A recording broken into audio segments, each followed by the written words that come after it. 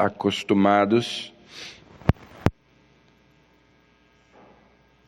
a ouvir o nome dessa cidade, devido à carta de São Paulo aos Filipenses. Mas, como nós vemos aqui, não foi tão fácil evangelizar os filipenses. Paulo e Silas foram açoitados e lançados na prisão. E os seus pés ficaram presos num tronco. À meia-noite, estavam rezando e cantando hinos a Deus, o que é uma atitude bastante improvável.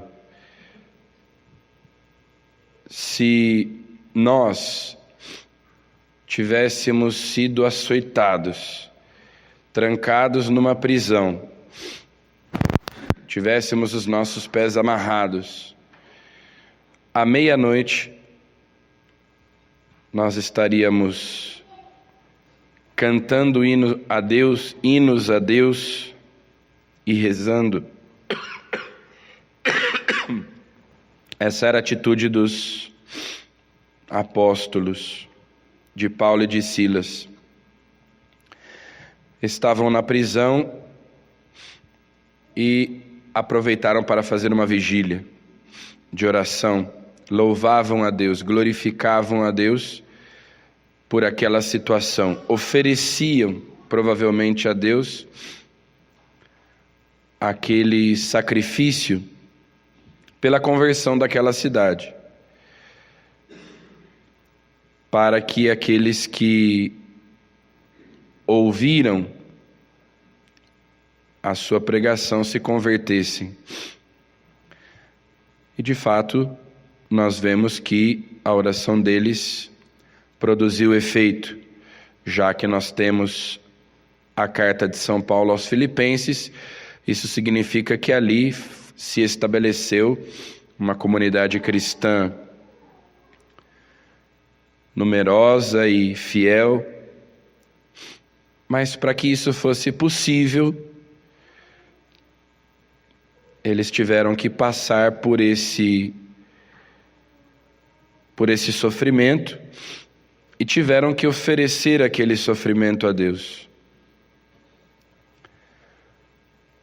São João Maria Vianney sempre percebia uma correlação quando durante alguns dias, sobretudo quando durante a noite ele era muito atacado pelo demônio, ele dizia: eu vou pescar um peixe grande logo mais.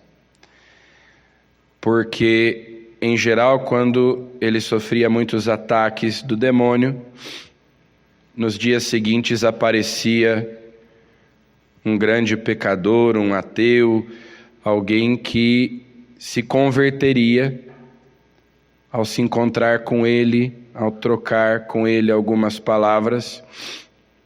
Então, São João Maria Vianney percebia essa correlação. Ali, Paulo e Silas, para usar uma expressão da teologia escolástica, se tornaram foram não apenas causa instrumental da conversão daquelas pessoas, mas causa meritória. Ou seja, eles se ofereceram a Deus em sacrifício, a sua prisão, a sua tortura. Imaginem, foram espancados, foram açoitados. Glorificavam a Deus na prisão. Ofereciam a Ele aqueles sofrimentos, unindo-os, como o próprio São Paulo diz, completando na própria carne os sofrimentos, as tribulações de Cristo, o mistério da sua cruz, pela conversão daqueles filipenses. E o primeiro deles é justamente o carcereiro, que, diante daquela situação, acontece um terremoto que sacode os alicerces da prisão, as portas se abrem, as correntes se soltam também. Outra coisa bastante improvável, um milagre, portanto. O carcereiro pensa em se suicidar e Paulo então aproveita a situação para evangelizá-lo, e ele e toda a sua família se convertem, são batizados, se tornam cristãos. Então, daquele fracasso aparece de repente a vitória na missão de São Paulo, assim como aconteceu com Cristo. Da sua cruz jorra a vida, da sua morte jorra a graça para nós. Então, com eles nós aprendemos também a nos oferecermos, a sermos causa meritória também da conversão daquelas pessoas pelas quais nós rezamos.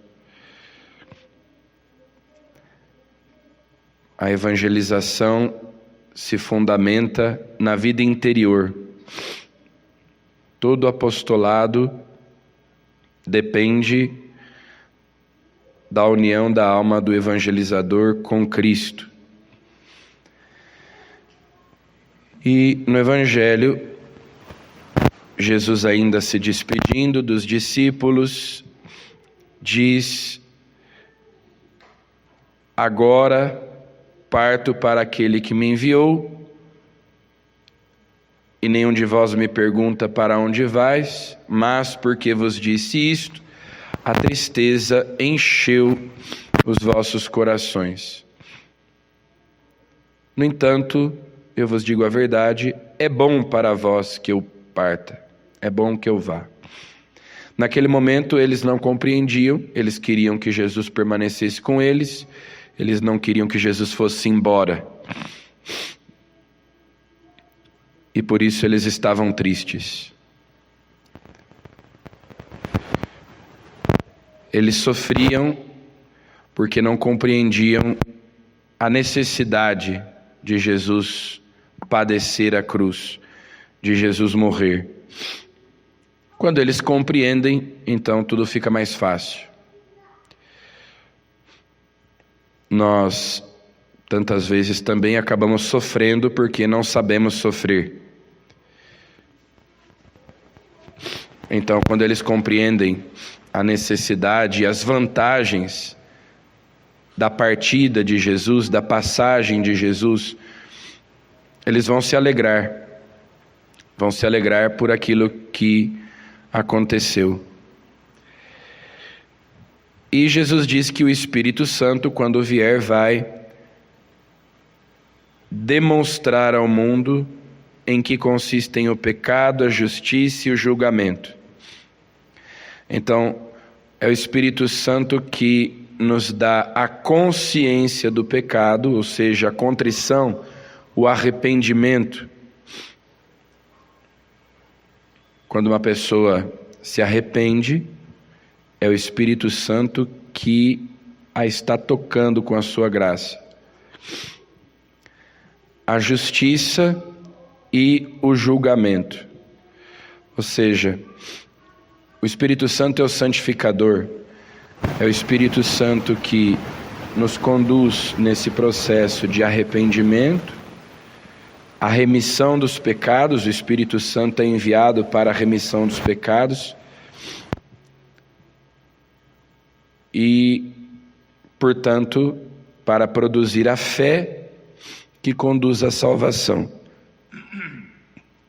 Isso é a justiça e o julgamento.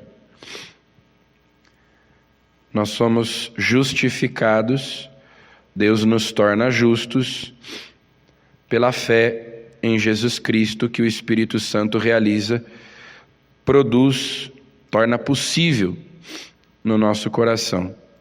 Então, essas duas realidades estão sempre juntas, a fé e a conversão. O Espírito Santo produz a fé porque ele dá testemunho de Jesus, ele nos torna capazes de crer em Jesus. São Paulo diz: ninguém pode dizer que Jesus é o Senhor a não ser sob a ação do Espírito Santo. Ninguém falando sob a ação do Espírito Santo pode dizer mal de Jesus. E junto com a fé vem a conversão, vem o arrependimento, vem a contrição.